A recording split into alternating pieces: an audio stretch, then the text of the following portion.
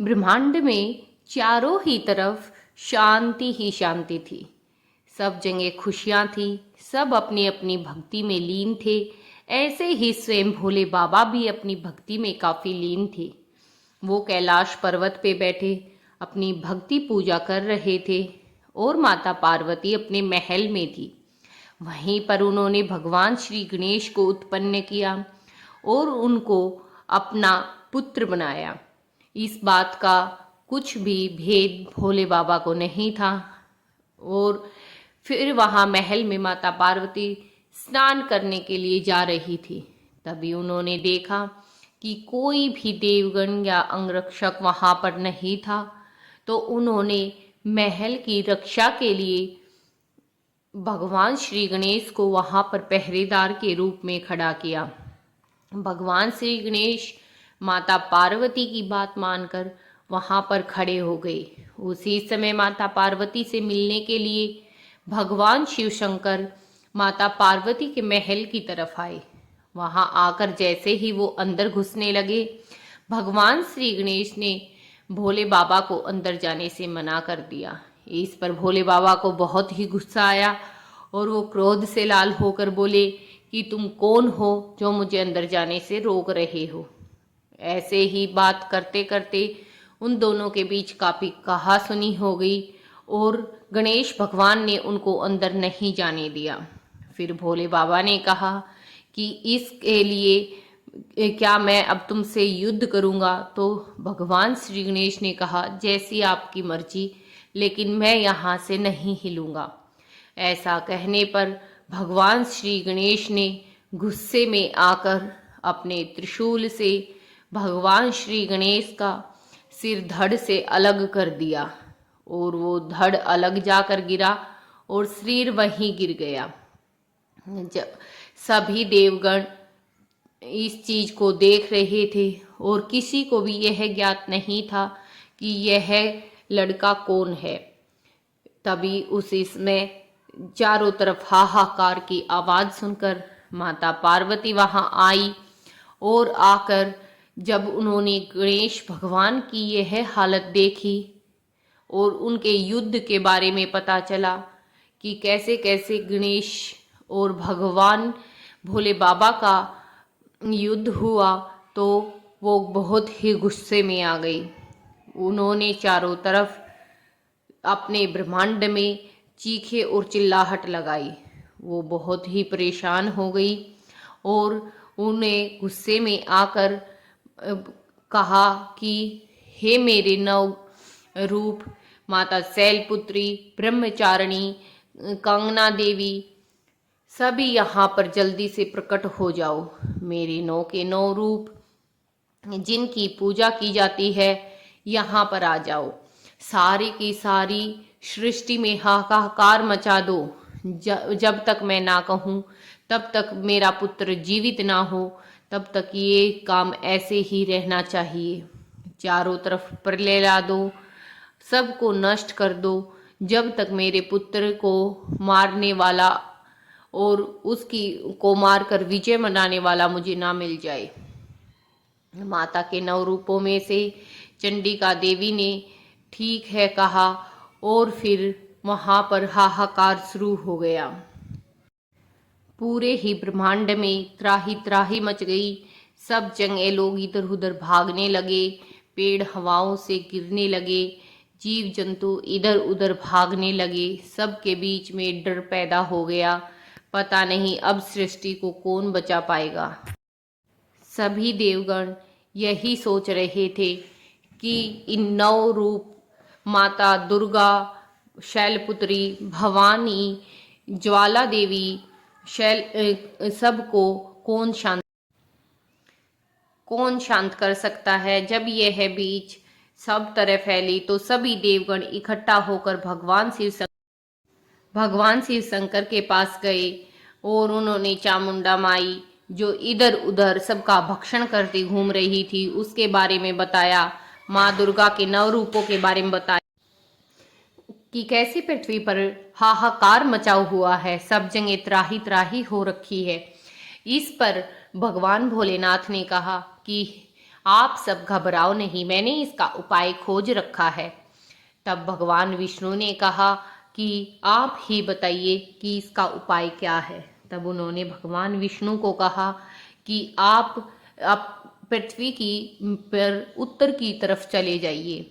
उत्तर दिशा में जब आप चलोगे, जो भी पहला प्राणी आपको दिखाई दे उसी का सिर काट कर आप ले आइए। इतना सुनकर भगवान विष्णु उत्तर दिशा की तरफ चल पड़े और जब वो आगे चलते चलते उन्होंने देखा तो पहला प्राणी उनको उनका ही श्रापित हाथी ऐरावत मिला।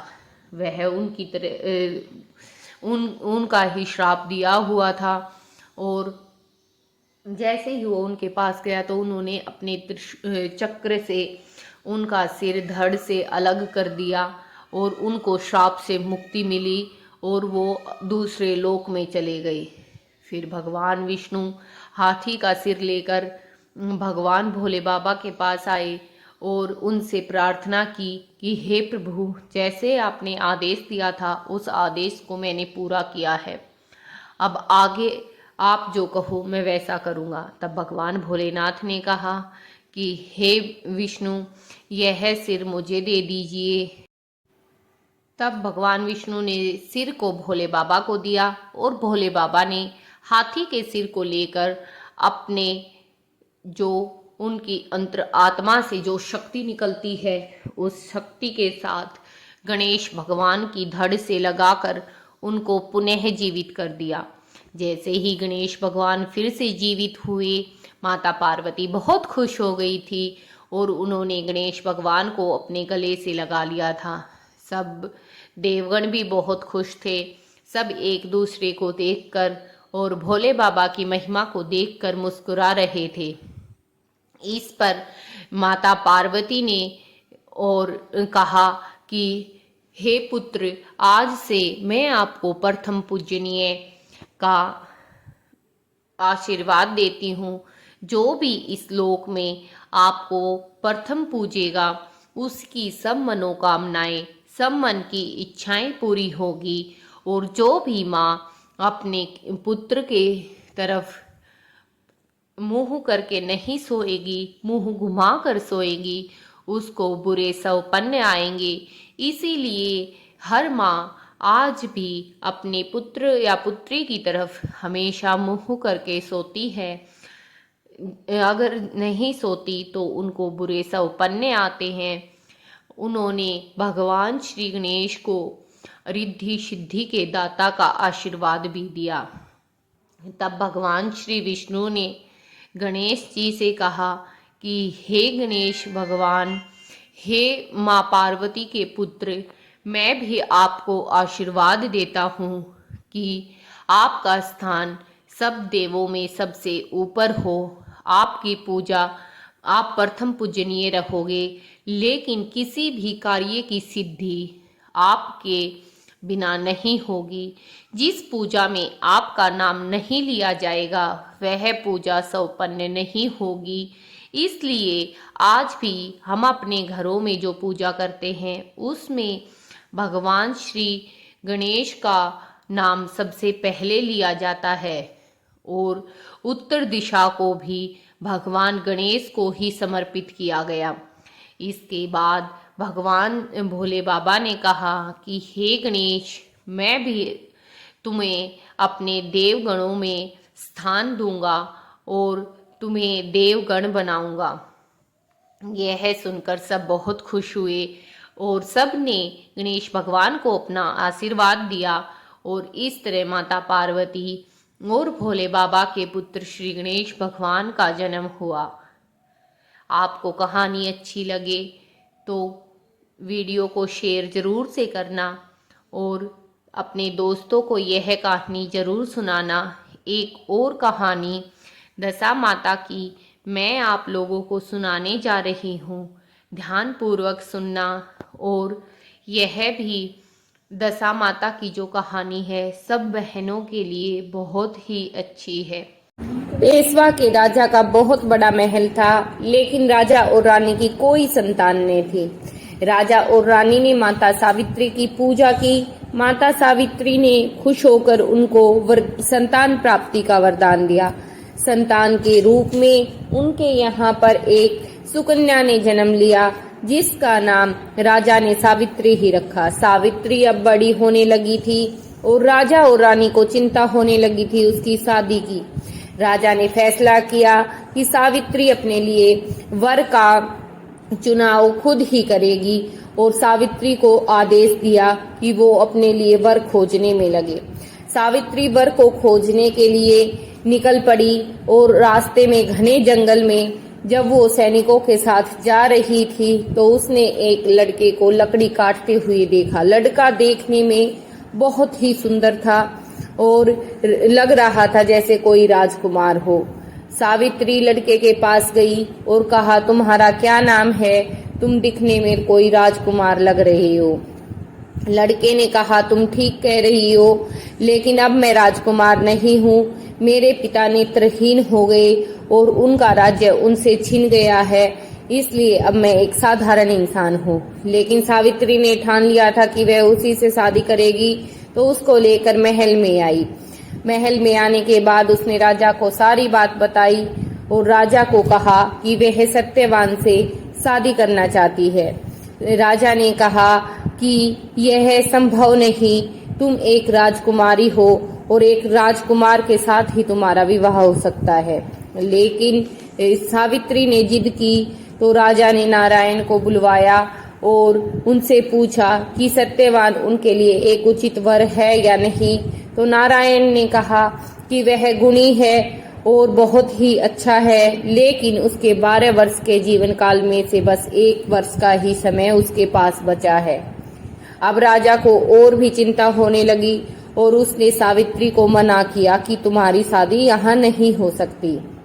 लेकिन सावित्री ने कहा कि पिताजी, मैंने उन्हें मन ही मन पति मान लिया है, अब मेरी शादी उन्हीं से होगी, मैं और किसी से शादी नहीं करूंगी। अब दोनों की शादी हो गई और सावित्री सत्यवान के साथ उनके पिता की सेवा के लिए उनकी जंगल में बनी एक छोटी सी कुटिया में उनके साथ रहने लगी। उनके पिता की सेवा करती रही, लेकिन उसके मन में वही चिंता सता रही थी। वह उसी दिन का इंतजार कर रही थी और वह समय की घड़ी भी अब आ ही गई थी और बस 4 दिन ही बचे थे। तो सावित्री ने कठोर व्रत का पालन किया और बिल्कुल निर्जल रहकर व्रत करना शुरू कर दिया। वह बेसब्री से उस दिन का इंतजार कर रही थी और सत्यवान को पल भर के लिए भी अकेला नहीं छोड़ रही थी। अब सत्यवान आया और कहा कि मैं लकड़ी लेने के लिए जंगल जा रहा हूँ, तुम मुझे खाना दे दो। सावित्री ने कहा, मैं भी आपके साथ जाऊंगी, लेकिन सत्यवान ने मना किया। लेकिन सावित्री ने जिद की कि मैं आपको अकेले नहीं जाने दूंगी और चाहे कुछ भी हो, आज का दिन बहुत जरूरी है, मैं आपके साथ ही चलूंगी।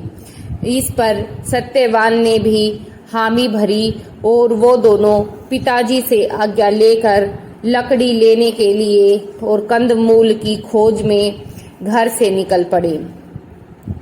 दोनों जाते जाते रास्ते में जंगल के बहुत बीच तक पहुंच गए थे और वहां जाकर उन्होंने कंदमूल खोजे और सत्यवान लकड़ियां काटने लग गया। लकड़ियां काटते काटते सत्यवान को बहुत तेज धूप की वजह से चक्कर आने लगे। सावित्री यह सब बैठी बैठी देख रही थी और उसके मन में वही चिंता और उसी समय का इंतजार था। सत्यवान लकड़ियां काटते काटते रुका और बोला कि सावित्री, मुझे मेरा सिर बहुत भारी भारी लग रहा है, पता नहीं मुझे चक्कर से आ रहे हैं।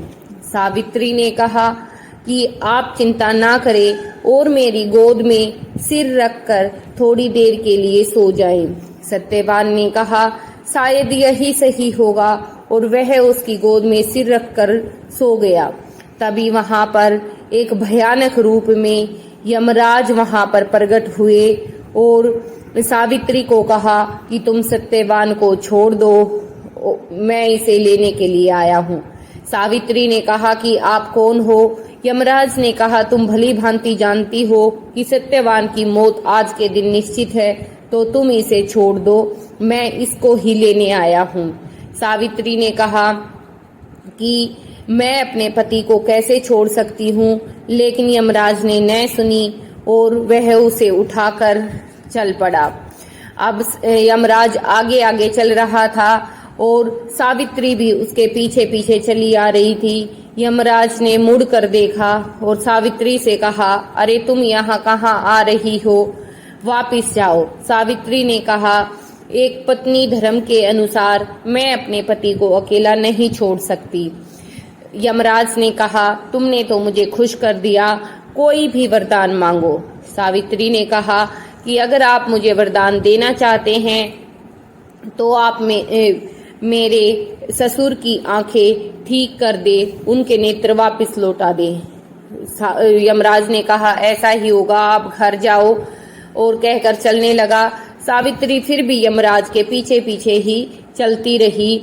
तो यमराज ने मुड़कर काफी आगे चलने के बाद कहा कि तुम वापस चली जाओ, तुम्हें कष्ट होगा, तुम तो अब भी मेरे पीछे पीछे ही आ रही हो। सावित्री ने कहा, मैं कुछ ज्यादा दूर नहीं आई हूँ और अपने पति के साथ चलने में भला किस पत्नी को कष्ट हो सकता है, मैं तो इनके साथ ही जाऊंगी। यह सुनकर यमराज ने कहा, तुमने तो मुझे दोबारा से खुश कर दिया, सत्यवान के प्राण को छोड़कर और कुछ भी मांगो।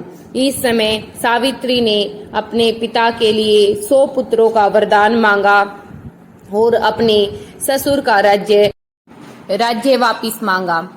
तो तथास्तु कहकर यमराज फिर से चलने लगा और उसके पति को कंधे पर लेकर आगे चलते चलते वो बहुत लंबे रास्ते में आ चुके थे और यमराज ने फिर से मुड़कर देखा कि सावित्री पीछे ही चली आ रही थी। तो यमराज ने कहा, अरे तू मेरे पीछे क्यों चली आ रही है, क्या तुझे मुझसे डर नहीं लगता? तो सावित्री ने कहा, आपसे भला क्या डरना?